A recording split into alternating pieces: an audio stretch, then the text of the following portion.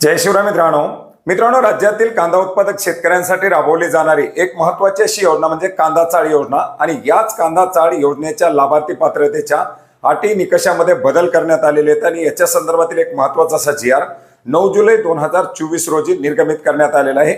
मित्रांनो, यापूर्वी सुद्धा आपण पाहिलेले की 18 मे 2023 रोजी राज्य शासनाच्या माध्यमातून रोजगार हमी योजनेच्या अंतर्गत कांदा चाळीचा समावेश करण्यात आलेला आहे, ज्याच्यामध्ये अकुशलचा खर्च 96,000 रुपये तर कुशलचा खर्च 64,000 रुपये असं मिळून शेतकऱ्यांना 1,60,000 रुपयाचं अनुदान या कांदा चाळ योजनेच्या अंतर्गत देण्यासाठी मंजुरी देण्यात आलेली आहे। याच्या संदर्भातील जी आर निर्गमित करून राज्यामध्ये ही योजना राबवायला सुरुवात करण्यात आली।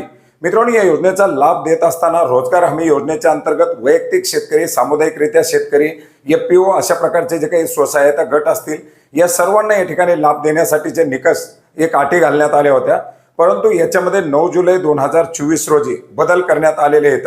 आता या योजनेचा लाभ देत असताना वैयक्तिक लाभार्थी शेतकऱ्यांना या योजनेचा लाभ घेता येणार नाही।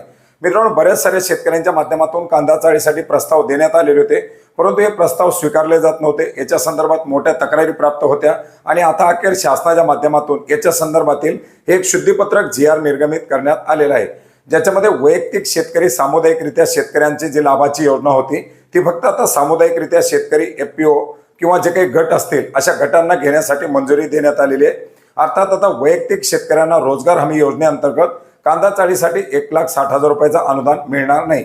मित्रांनो, वैयक्तिक शेतकऱ्यांना आरकेव्हीआयच्या अंतर्गत कांदा चाळीचं अनुदान दिलं जातं, ज्याच्यामध्ये आपण जर पाहिलं तर प्रति मेट्रिक टन 3,500 एवढं तोकडं असं अनुदान दिलं जातं आणि याच कमी अनुदानामध्ये आता शेतकऱ्यांना जर कांदा चाळ उभारायची असेल तर अर्ज करावे लागतील। तर मित्रांनो, अशा प्रकारचे एक शुद्धीपत्रक शासनाच्या माध्यमातून काढण्यात आलेले, जे आपण महाराष्ट्र.gov.in या संकेतस्थळावरती पाहू शकता।